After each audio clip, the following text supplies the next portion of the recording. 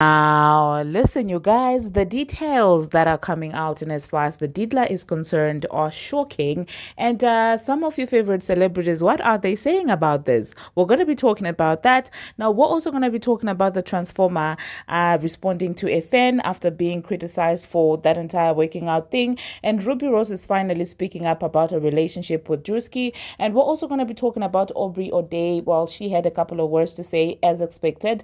Cleopatra has decided to turn this entire Ice Spice thing into a song, and Chloe Bailey is addressing the DJ Envy and Breakfast Club situation. Eve is out there clarifying what exactly transpired with the Jay-Z thing, and Dame Dash is letting us know that, well, Drake offered to buy some steak, and that might be the reason why all of a sudden there was this attack on him. Now, these are some of the things that we are going to be talking about in this video. Hello, tea lovers, and welcome to the tea blog. I trust you guys are doing well, and I trust you are doing great. Personally, I am doing great, you guys. I am doing extremely amazing. And without further ado, let us dive straight into today's tea. So first of all, let us talk about this entire situation with the Didla. Now, they are saying in them court documents that, well, his house was found in the possession, well, he was found in the possession of 1,000 baby oil and lubricants, in his house. And of course, people are beginning to question, oh my goodness, 8,000 bottles? Like, how bad do you want to be lubricated? Oh my God. For 8,000, he's never been beating those freak off allegations. So yeah, let me know, you guys, in the comment section what you think about all this information that is coming. And to be fair, things are not looking good for this man. Okay, it seems like, well, there's gonna be a storm coming. And I also did watch the Fed's representatives basically talking about this entire trial. From what they were echoing, it does seem like they have solid evidence, and the men did say that, well, they wouldn't dismiss the possibility of there being more charges being brought up against this man. Now, this is exactly what we talk about. You may think that, well, you're untouchable, you're on top of the world, but like when the world crumbles on you, when your world crumbles, you will be humbled, and you will remember that no person is a god on this earth except the God that is above. Okay, so yeah, let me know, you guys, in the comment section, what was the most shocking detail that you saw in there. Now, of course, the internet is in a frenzy because people feel like he is going to start singing. People feel like a lot of other celebrities are going to be brought up in this entire lawsuit, and some people really do feel like, well, he might get taken out because people will be, afraid that, well, he will start exposing all of them. Now, it does seem like there are some instances that have been brought forward in these allegations that insinuate that there were a couple of people, a couple of celebrities around, when they were happening. And obviously, if they were around, their names are going to be brought forward and brought up. And the internet obviously is inclined to believe that that man from Fraudulent Nation is going also to be part of that. You do know how the internet feels about the man and how people feel like he has a lot of things to hide, and how there are allegations, the Foxy allegations, the Aaliyah full allegations, and things like that. So it's very wild. It's very insane, if you ask me. Let's see how this is going to play out. Now, that woman was out there reading cards and things like that.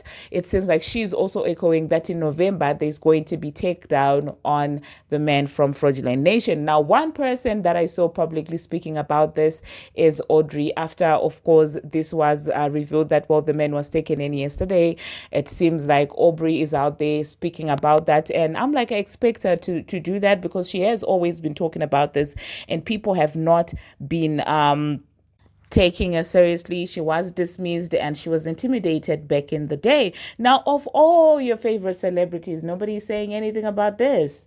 They are all crickets. But not that I blame them. I do know that, well, they can't talk because a lot of them really are going to be exposed for probably knowing some of these things. I mean, there's an accusation that Neo and Asha, I think, were present at one incident where Cassie was being, So they are crickets. There's no response, absolutely. But all of them will come and speak up about Kenneth Petty and oh my God, oh this and that. That's the hypocrisy that we're talking about. I mean, we had women inviting Jennifer to interviews where she was talking about inconsistent stories and things like that. And it was such an outro. And oh my God, Nicki Minaj, how dare you? But when it comes to the Didla situation, the likes of your Joe Bidens, the likes of your Amon Wiggins, the likes of your celebrities who like to scream, oh my God, protect women and things like that, they are all crickets. None of them are talking. And this is some of them are actually, out there trying to say, well, nothing has been proven yet. Oh my God, oh my God. So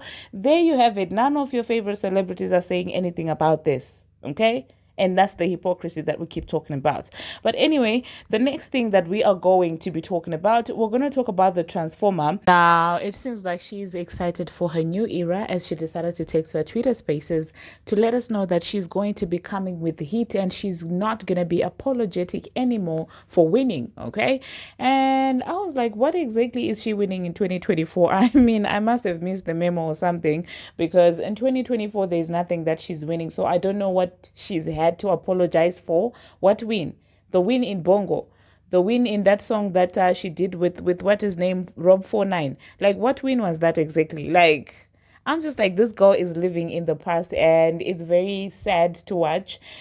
She really does think that, well, the payola is still payolarizing like back in the day because, yeah, for her to say that, apologize for winning.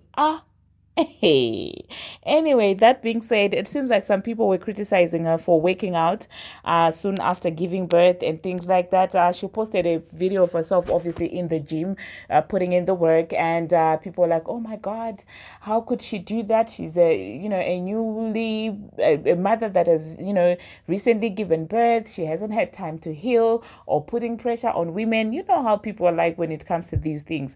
But I think from a post, she said that she gave birth on the 9th of this month. I don't know what. Let me just quickly check what date that was. Wow, so yeah, it was actually the 7th of this month, and I do feel like 2 weeks have passed by now. Is it? Yeah, approximately roughly 2 weeks. So I don't know, you guys. Let me know what you think about that. But anyway, here is the exchange that happened between the fan and and the transformer. So this person said it's barely been a week. Yo, the pressure women in the industry are under insane. And then the transformer said, this is my third baby and postpartum is a little different from my first two. I'm not doing heavy lifting, no muscle training, squatting, none of that. Just cardio. Sometimes to avoid postpartum depression, you gotta keep your mind busy, and for me that's working and staying active. But you know what's funny? Y'all dragged me down when I gained 15 pounds because I was 5 months pregnant. But now y'all feel concerned, and when I talk about pressure, y'all said I was pregnant to avoid working. Now that you see I'm at it, it's something else. So yeah, I'm taking this personal, but it's for me because either way, y'all gonna have something to say. And the initial tweet was basically citing the pressure that women are constantly under in the industry to have a quick snapback. I didn't think that it was an attack on her as a person, but if anything, it was an attack on the standards that women are being subjected to. But of course, leave it to the transformer to make it about all the times that people have criticized her, because if there's one thing that she cannot handle, it's criticism. Okay, I wonder how that went to her being 5 months pregnant and making it seem like this girl is saying you should gain weight, you should I don't know. And this girl gracefully responded to her and said, I genuinely didn't mean any harm, and the tweet was never an indictment on you, but rather society's expectation on women and snapback culture. The reply to the op honestly shows that there was no malicious intent. But I hope you and the baby are well. I'm a big fan. And then I guess that's when she realized that she was overdoing it. Yesterday, I feel like she was just looking for a trending moment. That's why she was hoping on the Tyler thing as well, to just get talked about, I guess, to remind people that she's alive and around, and she's still doing things. You should just get in the conversation. And so she said, totally, babe. And I do agree about society and pressure. I just was never the type to care about snip back after birth. I don't know what it is about this time around, but I have this burst of energy where I want to do everything. It's like I want to complete all my goals in one day, okay? But in the first tweet, she was out there, telling this girl that she's fake concerned and things like that. And I'm just like, yeah, yesterday she has those days when she just wants engagement, where she will latch onto anything that's trending. And for some of you who do not know her, you might think that her speaking up for Tyler was, oh my God, her being, supportive and things like that. If you don't know how the transformer works, you will believe that. But one thing about that girl, she knows how to stay on trending topics, okay? If you pay attention, each time she wants attention, she will latch onto a trending topic. It could be in politics, it could be like fake speaking up for somebody, like what she did in this case with Tyler. Because I'm just like, sissy. I mean, I did agree in my previous video that, well, she had some fakes on there, but like, I'm just like, where are you coming from? Like, seriously. Like 2 weeks down the line, you're already in people's, matters. Like, But anyway, let me know in the comment section, you guys, what you think about that. Now, the next thing that we are going to be talking about, let us talk about Chloe Bailey. Now, it seems like Chloe is out there, basically speaking about that entire incident with DJ Envy. I mean, there was an episode where she seemingly was coming for DJ Envy when she said that, well, that's how your wife felt. And people felt like she was taking a jab at the fact that the man was previously accused of messing with Erica Mena whilst he was married. He still is married up to this day. And even the tension at the Breakfast Club when Chloe said that, you could tell that everybody in that room felt like, well, that's what she was referring to. But she decided to speak out about that, and basically she decided to clear the air, saying that that was not what it was intended to do. So let me just insert what Chloe Bailey had to say, and let's talk about Eve talking about the man from Fraudulent Nation. Why did you do DJ Envy like that? I did not intentionally try. The thing is, guys, when you hang out with me, I'm so like tongue-in-cheek, and I love laughing and like throwing stupid jokes out there. So the thing with that is, at the top of it, he was talking about his book with his beautiful wife, and he shared his personal experience, because I have a song called Rose. He shared his personal experience about how he has beef with the Rose because him and his wife, he didn't make her orgasm for however many years. And so he openly shared that with me. And, me, I'm like, what? We connected it to the song Rose. So when my cousin Charlamagne brought up Nice Girls Finish Last, I thought it was the perfect turnaround. It was not to be mean. It was not to throw any shade or digs. I just thought it was the vibe we were on. And I'm so happy that, everyone, we were all in good spirits. And I just, yeah, then that's how I am. Why did you? Well, there you heard what Chloe had to say. Now, yeah, moving on to the next thing that we are going to be talking about. Let us talk about Eve. Now, you guys do know that, well, she is on a promo run basically for her book, Who's That Girl? And in that book, she speaks about the time that she got a phone call from the man from Fraudulent Nation congratulating her for her album, and also telling her that, well, female rappers don't do well in the industry, so she should not get excited and she should not expect a lot of things. Now, that has been making its rounds on Twitter with different interpretations from different people. Some people feeling like, well, that man felt like he always has to control people, that's why it rubs him the wrong way. That, well, some women have defeated that entire notion that women do not last and women do not do well in as far as female rap is concerned. Now it seems like Eve is shading more light on that, and she's saying that it was not from a malicious point when he called her and said that, and that's what she's basically clarifying at the Breakfast Club. And I think, let me just insert what she had to say, and then I will catch you after that. Another good part in the book is, unbeknownst to Jay-Z, he put a battery in your back. Yeah. Early. Yes. It's funny because that was one of those things that we were like, do we put this in there? Because I know how people get, but it's nothing bad about that. It's one of those things where it was a very amazing phone call that I needed. That was one of those, I always felt like I was the underdog anyway. And he wasn't saying it out of malice or mean. That wasn't about that. It was facts. Really. It felt like he was trying to temper your expectations. Yes, exactly. But I was like, okay, let me see. I'm going to show you. Yeah, it's all good. It's all good. And it went on to be fine. But, and like I say in the book, we all have that person, that something, no matter what industry or whatever. You know what I'm saying? We all have that thing, or someone says something they don't even know that you're like, okay, I'm gonna use that. No problem. Another good part in the book is unbeknownst to Jay-Z, he put Well, there you heard that, you guys. Now, some people are still running with conspiracy theories saying that, well, she must have gotten that phone call from Fraudulent Nation after that headline. And yeah, do you think that Eve got the phone call, or do you think that, well, she's just speaking a truth at this point and time? Now, the next thing that we're going to be talking about, it seems like this man from Fraudulent Nation is making the headlines lately, and it's always some controversy, okay? It's always something with him lately, like things are coming out, and this is how exactly people start speaking up. When people start feeling like you're not as sacred as you used to be, everybody comes with their stories ready to spill, ready to talk about it.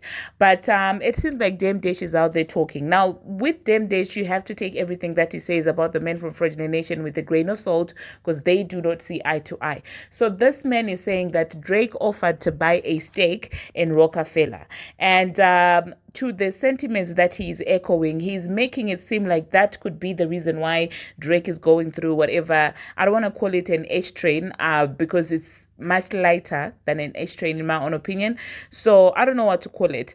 But Dame Dash is making it seem like that's the reason why maybe Jay-Z is on Drake's case, is because, well, Drake wanted to buy some stake. And I guess in my previous video, I was speaking like a prophetess, when I said that I do have a feeling that Drake and this, man from Fraudulent Nation and him sending Kendrick Lamar after Drake would be something to do with what's happening behind the scenes, the business side of things, where Drake might want to now make these boss moves, and the men from Fraudulent Nation is not ready for that, because there can only be one black person, with those executives. Like, there has to be one that represents everyone and that makes decisions on behalf of everyone. Because let's be honest, that's how it is. Like, that's how the men from Fraudulent Nation ended up landing NFL. Like, it's to say first, to say, oh well, look at us, inclusivity. There is a black person here. Oh my God, that's why they do that. The industry executives, and once they have a new lip dog, they would not want the old lip dog. Do you get it? So I guess maybe after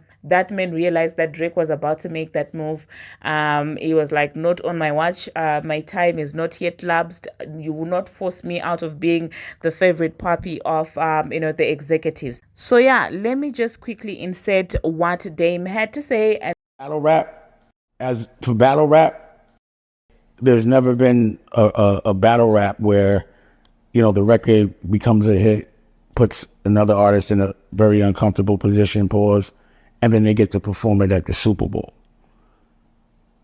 That's ill. And I'm thinking, like, what would I do if I was Drake?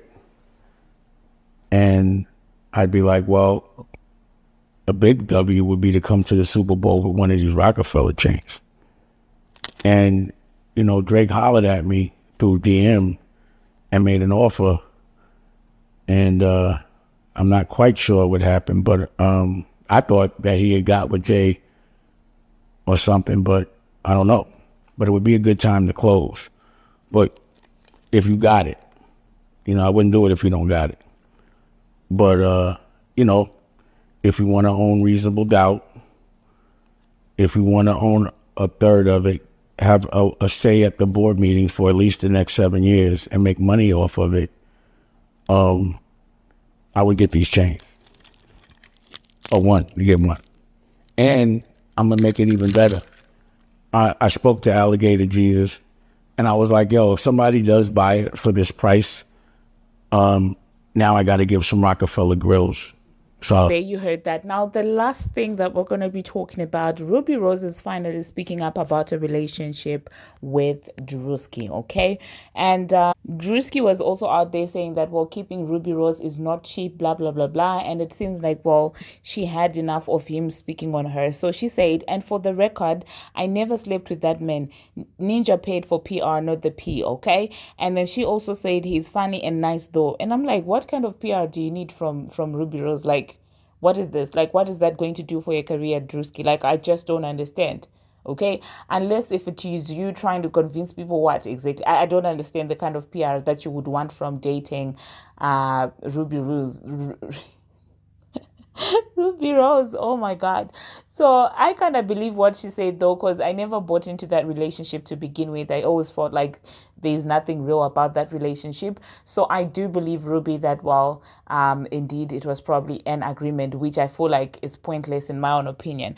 But yeah, let me know in the comment section what you think about Ruby finally speaking up about Drewski and about how they had an entire PR relationship. So yeah, that being said, I forgot to talk about this entire thing with Cleo Trapper. So you guys, it seems like Cleo Trapper has decided to take a viral TikTok sound, and she has decided to make a song, where she says like, well, everybody ate. It seems like she's decided to turn that into an actual song. Now, I will think that, well, it will obviously go viral again on TikTok. People will basically love it, but I don't think that in as far as charting is concerned and actual musical success is concerned, it will be able to achieve that. But it will probably go viral. Now, it would be iconic if she were to get on there and say her ish about about that Paprika Girl. Like, that would slip differently. But with the way that it has been remixed and mastered, I don't think that it could be a diss track. If anything, it's like a bop, like a club banger or something like that. I did see some people suggesting that, well, Azalea Banks should be on there. Now, something that I just noticed as I was editing, it seems like 50 Cent has already spoken up, as we had expected. I mean, I knew that he was going to speak up about the Didla situation. So, of course, he did take his time to throw a little bit of shade towards the Didla way. He said that, you see how I'm chilling with Drew, and I don't have 1,000 lubricants in my house. And I was like, that's more like it. That's exactly the reaction. That's the kind of post that I was expecting from 50 Cent today. So yeah, thank you very much, you guys, for watching, and thank you very much for making it this far. If you have not already, what are you waiting for? Smash that subscribe button, and do turn on the notification bell so that you'll be notified each and every time that I post. And until my next one, see you.